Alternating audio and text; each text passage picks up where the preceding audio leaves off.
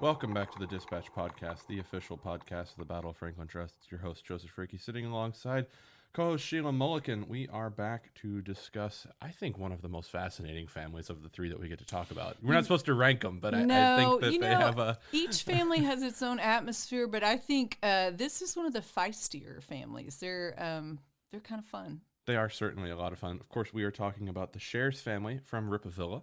Of course, that's the site that Battle Franklin Trust took over management of back in May of 2021. We've been there for about a year and some 20-some-odd days. Mm-hmm.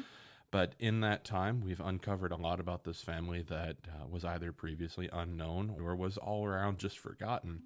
And so some of the things in finding are comical. Some of the things are disheartening. Some things are encouraging. But I think the one thing that they all have in common is that every single thing that we find out about this family is just downright interesting. And there's not other way to get around it. Yeah. So why don't we pick up, starting out just in general terms of who the Cheairs family are and where they come from. So Nathaniel Cheairs III was born in Maryland, but he and his family relocate to North Carolina. There he marries Sarah Rush, and they begin their family there. He accumulates a good bit of land, but in 1810 he decides to do what a lot of young men are doing at that point and sell everything and move west. So they arrive in Murray County in 1811, just about 4 years after that county was actually formed. And so they're some of the earliest settlers. They buy about 300 acres to begin with and build a house and keep having babies and keep buying land and start farming. They, of course, brought a number of enslaved people with them as they made that trip because they knew there was going to be land to be cleared, house to be built, farming to be done, and they're growing corn and cotton pretty much right out the gate. And in 1818, of course, Nathaniel and Sarah have another son, Nathaniel. You can't give them any credit for creativity, of course, but Nathaniel Cheairs IV is born, and he is eventually going to become the owner of Rippa Villa, and he'll be what brings it into the Rippa Villa that we know and that we operate today, and the house that we tour through, because, of course, Nathaniel and Sarah's home, after Nat leaves it, it burns in 1876, and it's plowed over and just sort of off to the side, but it's still on the Cheairs map, which is always so impressive. It's a map of the county. You can still see both houses, and you see NF Cheairs and NF Cheairs right there. It's just it's a fascinating little capsule there to see both of them side by side. But Nat will marry in 1840 a woman named Susan McKissick. These are the two. I think the easiest way that I can relate them is they're the powerhouses of Spring Hill. Mm-hmm. If you look at a map of the county, it's like property owners, Cheairs, McKissick, and then throw in Peters just for good measure. To round it out. But they marry in 1841, kind of bringing that, it's like a union almost, bringing everyone together. And then pretty soon afterwards have their first daughter, and then eventually they'll move over the side of the property that we're now on. Mm-hmm. And they choose that part of the property to build their big house on, partly because of the Columbia Turnpike, partly because of the Nashville-Decatur Railroad. Both of those give them ready access to transport, which is pretty good. And, it also gives high visibility for this big, beautiful house that they're about to build. And they start by building a kitchen, and they live above that kitchen while they're constructing their big Greek Revival-style house. The house is finished, we think, somewhere around 1852, probably, because somewhere right about that time, Nat's older brother Martin decides he wants one just like it. And so we actually have his contract that frequently says something like, like at Nat's house. Mm-hmm. Do it like they did at Nat's. Mm-hmm. This door, this kind of mantle, whatever, like at Nat's house. So, and that letter's 1853, so certainly it's before then. Yeah. But no, that's a fascinating little bit there too, because it's almost like that sibling rivalry: who's going to have the best house? Well, if he's got to base everything off of what Nat has, clearly Nat had already begun with the better of the two. But Nat acquires an immense amount of land. By 1860, he's got a 1,000-acre farm, actually a little bit more than 1,000 acres. And he's growing primarily cotton, and there's 75 enslaved there by that point in time as well. There's a cotton gin on the farm. I think in 1860 they produce 89 bales of cotton, so that's a lot. And by then, their family's complete. They've had 4 children altogether. Jenny's the oldest, and then 2 boys, Thomas and William, and then another little girl at the end, so bookend girls, I suppose. Sally's the only one that's born in that new house. he's pretty proud about that. He includes that little detail. And that's the one thing, too, that's been great about Nat is where we've got a lot of letters from Fountain Branch Carter and Moscow Carter, and we can kind of piece together the Carter family that way. Sort of less so with the McGavics. There's a lot there, but there's a plethora of information out there. Yeah, Nat wrote everything down. Yeah. Which is nice. I guess he wanted to be remembered, and He did. that's certainly his personality. He comes across as the type of guy that he wants to be remembered. He's the guy that walks into a room and lights up the room, and also lights it up equally the same as when he walks out. I think that's his his personality. But he is a very memorable part of the tour and part of the story. The tricky thing about Nat is you can't always be completely sure that he's telling you the truth. A descendant of his has written about him some, and he says Nat created his own legend, and that's probably a good way of saying it. You know, there's always a grain of truth in there, but if embellishing the story makes it better, he did never seem to have a problem doing that. So I don't think that that's ever been the problem for Nat. I think Nat is the type that if he was going to go fishing, he always caught the biggest fish, right? Yeah. So 1860 comes along, following the election of Abraham Lincoln as president, and then we'll start to see the secession crisis. December 1860, South Carolina secedes from the Union. Then between the beginning of January and the 28th of January, 5 other states are right there. And then Tennessee, by February, has an opportunity to vote. Nat claims in his letters that he voted against secession the first time, but then in the second vote, come June of 1861, he votes for secession. Then he goes off to war and joins the 3rd Tennessee Infantry. And, of course, we've got a book at the very end that we'll kind of allude to and recommend for you to read a little bit more on the 3rd Tennessee. But Nat leaves behind his wife, 4 children, 1,000 acres, big, massive, beautiful house, 75 slaves, and the life that he knows, the world that he knows, and goes off to war. And I think he's even asked to raise a company for the 3rd Tennessee, and he does it in 2 days. Wow. Which tells you a lot about Nat. Pretty influential, yeah. Yeah, he can... Charismatic, perhaps. Yeah, walk up, say, I'm going off to war. You want to come? And then somehow he has enough sway and enough influence to convince someone that that's a good idea. And then they just go. And they elect him major. He and John Calvin Brown, both will be prominent figures in the story. But Brown here at Franklin will charge right through the Carter Garden. But Brown is the commander, Nat is the major, and then they are sent to Camp Cheatham in Robertson County. They start to learn how to become soldiers, and then they go off and they fight in some of their first engagements. Of course, Nat will be captured at Fort Donelson pretty quickly thereafter, February of 62. And he goes to Fort Warren in Boston, interestingly, imprisoned there at the same time as Moscow Carter and Randall W. McGavick. And Randall even tells us in a letter, or in his diary entry, rather, that he got into an argument with Nat Cheairs. Nat apparently thought he was more Confederate than Randall W. McGavick, was kind of impugning his, just how Confederate Randall W. McGavick was. And so they had a little... I think they both put on the uniform and both ended up becoming prisoners. So I think the question was settled. It was pretty much proven. But he's having a high old time in Boston, hosting dinner parties, taking occasional excursions into the city until there's a prisoner swap and he's sent back home. He gets back home. But in that time, though, there's been an army that has marched right by on their way down to fight in the Battle of Shiloh. The General Don Carlos Buell's Federal Army coming out of Kentucky through Tennessee. And when they get to Columbia, can't get across the Duck River. We'll see that problem again in about 2 years. But in 1862, Buell's men are stuck on the north bank of the Duck, and right out front in the dooryard of Rippa Villa camps the 41st Ohio, then as a captain, Colonel Emerson Opdyke in that regiment, and then who's headquartered inside the house, but Company B's, the person that they're assigned to be the bodyguard for, General William Bull Nelson, go on to some fame in Kentucky for having been killed by the other Jefferson C. Davis. Will shoot him dead after a brawl between the two of them, but nevertheless, very small chapter in all of this is that Bull Nelson makes his headquarters there. And Nat's not happy about that. We have some of his letters home. He's infuriated because he hears that, Susan's been run out of her bedroom, possibly out of the house in general. They may be back in, staying with Sarah on the back of the property. He's concerned that smallpox may be in the Army, and they've been exposed to that. So we have a number of those letters he's writing back and forth, and he's mad as a hornet. But then they're gone fairly quickly.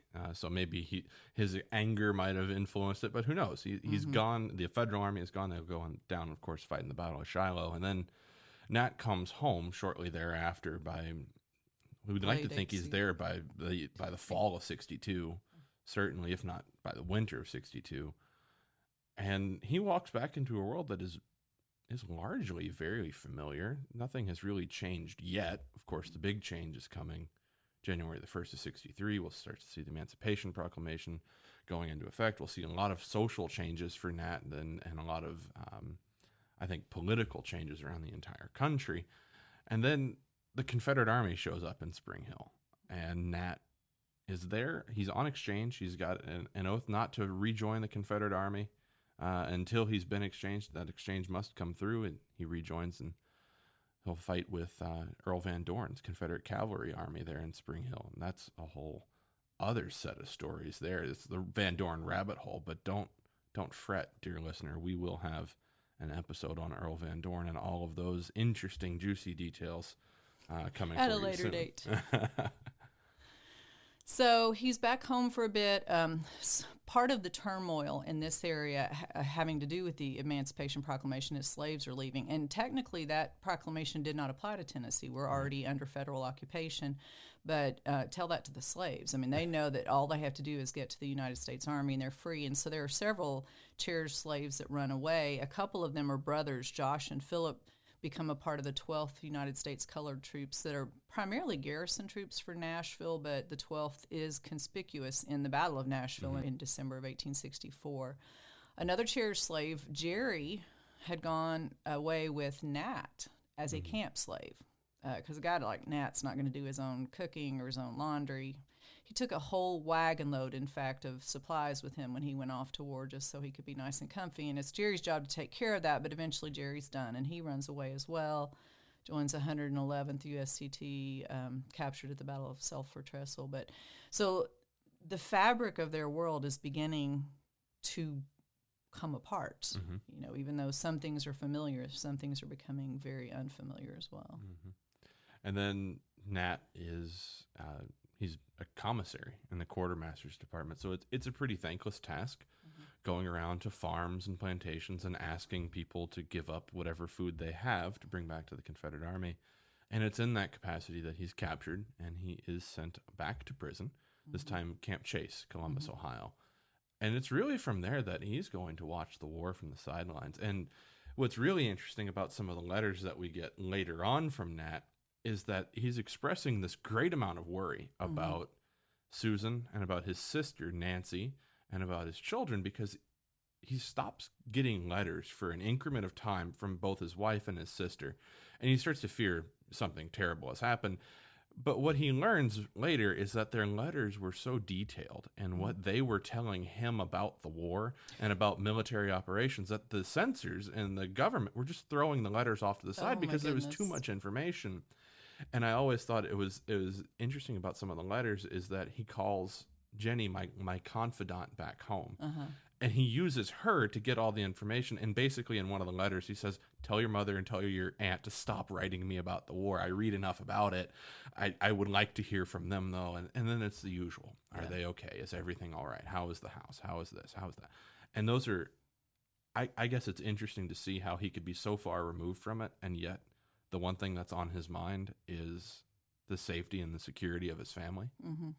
And then the second part of it is the war for him. Well, and he has a bit to be concerned about in 1864 because there's an incident that happens in Spring Hill that's going to affect his family directly. There's a man in Murray County by the name of William Briggs, and he had married into a Unionist family. He has apparently been gathering information to help the United States Army, and he's been found out. And so he's traveling at one point with a column of federal soldiers, and a man from Hickman County rides up and shoots him and then rides away. And the U.S. Army, of course, is concerned about this because if they can shoot William Briggs, anybody's a good target. They could start targeting anybody. And so they want to find the culprit. and nobody's giving them information. And so they decide the best way to deal with that is start arresting people that are important, because if they do, then somebody's going to turn over some information. And so they arrest Nat's brothers, Martin and John, and they come to Rippa Villa and arrest Thomas, Nat and Susan's son, the oldest son, and they're held for a few weeks and then eventually released. But of course, Nat's very concerned about that. And one of the potentially direct results of that is that Thomas ends up joining the Confederate Army, moving away with Nathan Bedford Forrest. He's a part of, we know that he eventually surrenders with Forrest. Mm-hmm. He's enlisted in the escort by George Cowan. So we know he's a part of that, which means there's every possibility that, when they come through there in November, he's with them. So Nat has plenty to worry about. And of course, the house will see, the Confederate Army camp just to the north of it. But then, certainly right after it, who's the one source that we have for the alleged breakfast meeting at Rippa Villa? It's the word of mouth, the oral tradition that Susan Cheairs tells us that story. And then, of course, from that point forward, it's like playing a long game of telephone, from 160, 170 years ago. And then Nat comes home by June of 1865. And he walks back into a completely different world. The war has ended. The nation has been preserved. Slavery is abolished, or will be very shortly abolished. And Nat comes home into something that is basically unrecognizable. For the man that left behind in 1861, 1,000-acre farm, big, massive, beautiful house, all this stuff, he comes home, he's got a charge of treason filed against him. He's lost his citizenship. He doesn't even own his property anymore. Where the Freedmen's Bureau has taken over his farm. And the Bureau of Freedmen and Abandoned Lands, of course, was created in the last year of the war to look after newly freed slaves and poor whites, but also to make sure farms like Nat's are being farmed, because if nothing's being raised, people are going to start growing hungry. And so they've employed newly freed slaves to work there on the farm, but Nat, of course, wants control of his farm back, has to do a couple of things to get that back. He has to sign an oath of loyalty. Because he was an officer, he has to get amnesty from the president. And that, of course, all takes place. And by the end of 1865, he has his farm back. Going to make some changes in the way he farms it, though. Cotton prices are dropping, and he gives that up almost completely, switches over to winter wheat. Easier crop and such. And then that's how he navigates the family changes, through it, is just constantly improvising, constantly thinking of another way to do it. And one thing that we've learned about Nat is that when it comes to farming, there's not a part of it that he doesn't understand. He is a nonstop student of learning how to farm better. Right. He's an early adopter of any innovation that he comes across. He wants to incorporate that and make things more productive. And of course, by 1886, he hires a man named Sam Bond, who will come into the story as the farm manager, and he will actually operate and oversee the operation of Rippa Villa's farming. And he'll also employ, by 1886, some 15 men and women as house servants and as field hands. And there's so many striking different images, because there's the one series of pictures that I think we've reasoned that it's all on a christening day for one of Sally's youngest. And you can see Nat and Susan sitting side by side with with Sally and her husband, J.M. Moore, 3 children seated across, and then in the middle is a woman named Ann Chandler holding Sally's newest child, just recently christened, in this picture.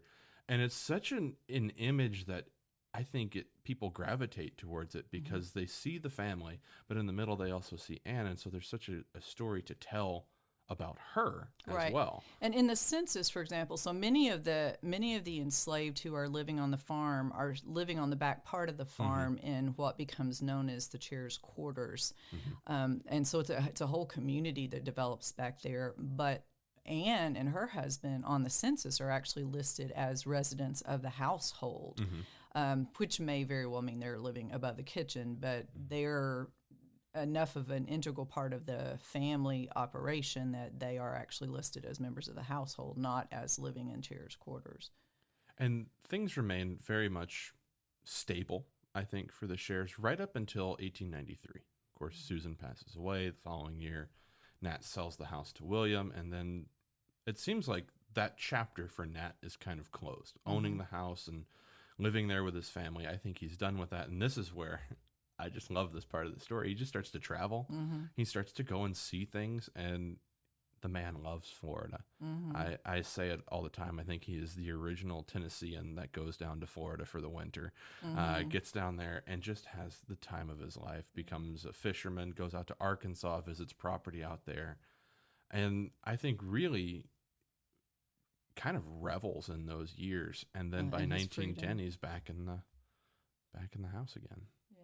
He still makes trips out to Waco. We'll go out and spend several months a year with Jenny out in Waco. That's where she had settled with her kids, and that's where he is in 1914 when he dies. And then Sally's husband, J.M. Moore, will go down to Waco and retrieve the body, bring him back up, and Nat will be buried in Rose Hill Cemetery, alongside his wife and his children. And I think the people that come to the site, they go, "Oh, why isn't Nat buried in the family cemetery?" I think that was Nat III's. That was his father's land. That was his father's cemetery. That was his father's story. I think Nat carved out, like you said, about his own legend, and saw his own burial there in Columbia. And then the house kind of falls into private hands after that, stays that way until Saturn Corporation steps in. Then by 2003, City of Spring Hill, then 2021, we took over management. But the one thing about this family is that there's always something new to learn about them. There's always something interesting. And, we kind of joke about it, is that we might be saying something on tour, and then 6 weeks later we find out it's new. This is different. It's a continual process of discovery. It's been exciting because there seems to always be news. Yeah, and you see like an email that comes in from the boss, and it says Rippa Villa update. It's like, oh boy, what part of my tour is wrong now? I have to change. But I love that we're learning so much about them, and when it's nothing stagnant. It's not stagnant. Right. It's constantly evolving, which is exciting. And you feel like here, and you feel like maybe at Carter House, maybe there's some stories that are just so entrenched, and that's just how we're always going to tell it. At Rippa Villa, you're watching this ebb and flow of things that maybe we're not finding anything for a long time, then all of a sudden we'll stumble upon a newspaper article or some more letters, and then it just explodes from that point forward. As usual, book recommendation for you, our listeners, and if you wanted to learn a little bit more about Nat's wartime service, is to go and check out a book called From the Flame of Battle to the Fiery Cross. And it is a regimental history, more of a social history, I think, on the 3rd Tennessee Infantry. It tells you a little bit about the men that fought in the regiment, and then some of their backgrounds, but then also about the battles that they faced and the struggles that they faced, because this is a regiment of soldiers that will fight from the very beginning of the war right up until the very, very bitter end in April of 1865. So follow along for more on that. And if you want to learn more about the Cheairs family, you can go on YouTube, check out a video that's been produced there by Boft Films. Historian and CEO Eric Jacobson takes us through a little bit of a history of the family. And then if you want to know even more about the family, come down to Rippa Villa and take a tour with us. Absolutely. It's an incredible tour. I think, again, we're not supposed to have favorites, but it is it's the highlight of the week to be able to go down to Rippa Villa and talk about that family and their story. We are just 2 days removed from our first big summer concert, and we were a little scared there for a minute because it looked like we were going to end up with thunderstorms, but they passed us by and we had a really good time. It turned out to be a lovely evening, and we've got another one in the queue coming up on July the 30th. Mixed Tape will be here with us. They are an 80s cover band. They played here last year, and it was a whole lot of fun. So you guys come out and join us. You can have a great evening and support historic preservation here in Franklin. Awesome. And for all of our listeners, thank you again for checking it out with us this week. And we will look forward to bringing some more content coming your way pretty soon, coming down the pike. Lots of episodes lined up all the way through November. Talk about some planning there. That's pretty good coordination, gotta say. Nice. But thank you for listening. Go on to Apple Podcast or wherever you're hearing your podcast. Leave us a review. Let us know what you think about the show, and get in touch with us however you can. Until then, we'll see you on the battlefields.